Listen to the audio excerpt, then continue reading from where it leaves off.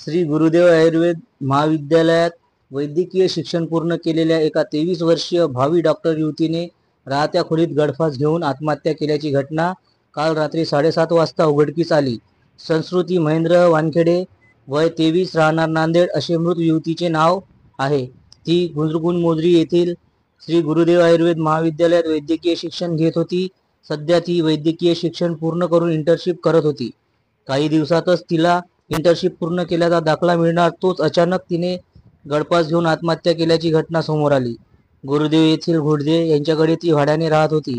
तिने आत्महत्या केल्याची घटना उघडकीस येताच वैद्यकीय क्षेत्रात खळबळ उडाली आहे। संस्कृती वानखेडे या भावी डॉक्टर युवतीने आत्महत्या का केली असावी याबाबतचे कारण मात्र समजू शकले नाही।